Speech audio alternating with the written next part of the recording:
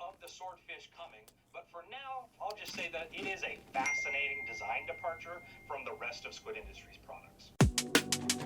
About 6 months ago at Blade Show East 2022, I got to try the new Squid Industries prototypes. As cool as the Swordfish was, I feel like it just got overshadowed by the others on the table. After not really caring for it too much at Blade Show, I wanted to give it another shot and see if my opinions maybe changed.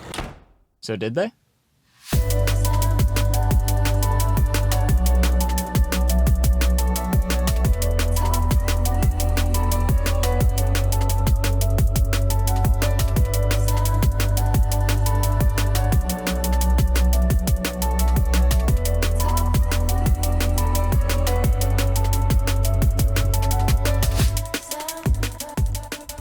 So, let me go back a little bit and talk about Blade Show.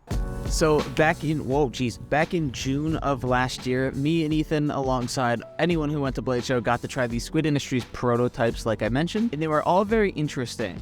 The Madco was something I didn't expect at all and was honestly really fun. The Hydro was definitely the most surprising of all of them. I just genuinely really enjoyed it despite hearing absolutely nothing about it prior to Blade Show. Just kind of picked it up and really liked it, and I'm still waiting on more information for those. And the Swordfish was not bad, but it was just kind of overshadowed. I feel like with how interesting the Hydro and the Madco was, the Swordfish just kind of didn't surprise me in a way. Although the Swordfish being one of the first, as far as I'm aware, it is the first fully aluminum pinsless balisong. I guess I was just too focused on the Hydro and the Madco to really develop a full positive opinion of the Swordfish. It was just kind of there, it didn't really do anything for me, but it was somewhat interesting. Now fast forward a few months and my good buddy Ted, I'm sure you know of Ted, but if you don't, I will leave his Instagram link in the description.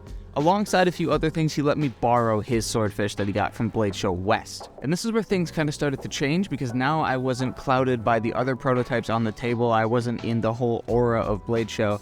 I had some time to spend with the Swordfish just on its own and just take it for what it is.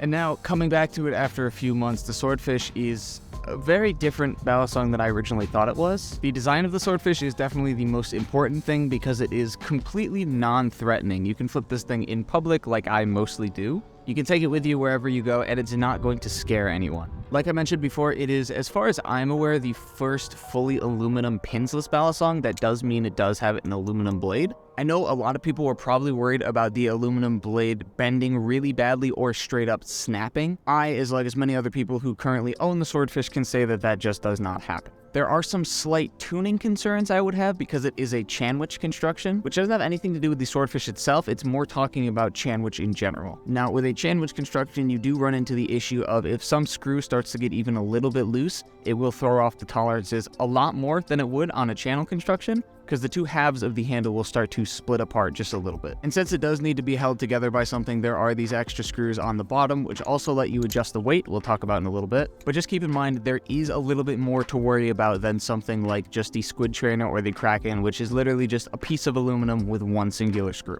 Now, the Chanwich construction is a little weird, but you do have this kind of fake speed channel there, which I really enjoy. The speed channel adds a lot of grip, although it's not like a full speed channel. It is basically the same thing. There's only some tiny little posts holding it together. The jimping on the Swordfish is almost really good. I wish it was wider because it doesn't extend to the edges of the handle, and that makes it so when you're mostly gripping the edges of the handle, which if you're not doing a perfectly straight ladder, then you won't be gripping that perfect flat face.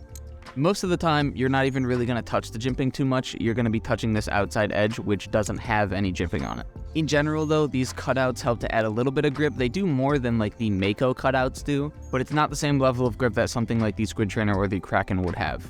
The Swordfish overall is like a weird middle ground between a lot of Squid Industries products, and I find that to be a cool thing because that, partnered with the ability to flip in public with the non-threatening design, makes it a very good all-around balisong. One of the things that really dials that in is the adjustable weight system, which it is finally time for me to mention. Almost all Squid Industries products, except for maybe the Squid Trainer, do have some kind of Handlebias. And when it comes to the adjustable weights in the Swordfish, that still is true. Originally, when I heard adjustable weights, I figured, oh, it would kind of be with no weights, it's a little bit blade bias, with one weight, it's neutral, and then with two weights, it's handle bias. But that is just not the case.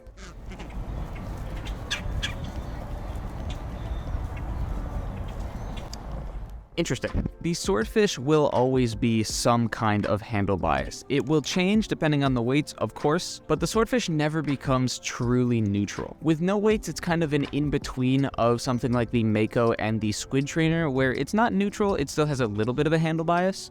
With one weight, it's a little bit closer to something like the Mako, but for me, the one weight is a weird middle ground where it's not enough momentum, but it's also more than neutral. It just doesn't work for me personally. Now, with two weights in the bottom of the handles, the fully weighted Swordfish is where this starts to really speak to me personally. Now, for those of you who don't know, my favorite trainer probably ever is the stock, just regular old Kraken trainer. I really like the flow it gives and the momentum it carries. And I just feel like the Swordfish with all of the weights in does invoke that flow and that flipping experience for me. And that is where the adjustable balance of the Swordfish really does come into play and makes it one of the best features of the Swordfish. It's the fact that you can flip this thing wherever with the completely non-threatening design. You can flip it however with the adjustable balance to fit your style, and you can flip it basically whenever because the aluminum will hold up if you do drop it on concrete. It's all that together that makes it one of my favorite balisongs right now because it's just super interesting and super fun to flip with all of those benefits. If you get one with a good bushing tune and you can tighten the screws down all the way, I have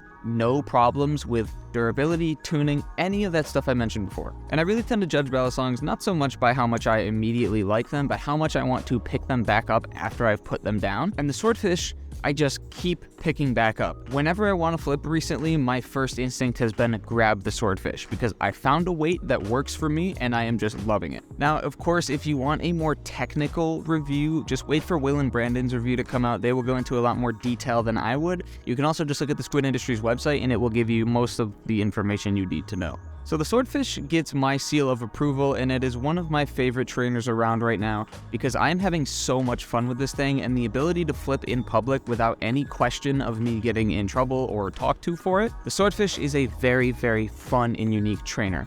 If it is your only balisong, I would say maybe go for something that's a little bit more standard because the Swordfish does have a little bit of a weirdness to it with it being Chandwich, fully aluminum. The balance is a little funky, especially with the extra tip weight of the blade. It carries a lot more momentum than some of the other trainers in Squid's lineup would. And just with the different material in the blade alone makes a huge difference in how the trainer flips. So I would say if it looks interesting to you, then definitely grab one for yourself. They're very fun. I've been enjoying it a lot so far, but do your research first. Make sure it's something that you would like. And if it looks cool, just buy it.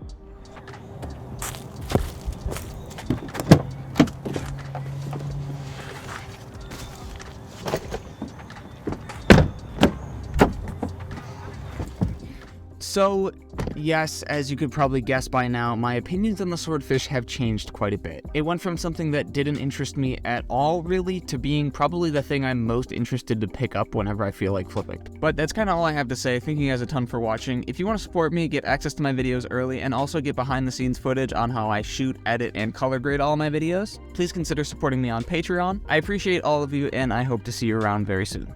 Peace out.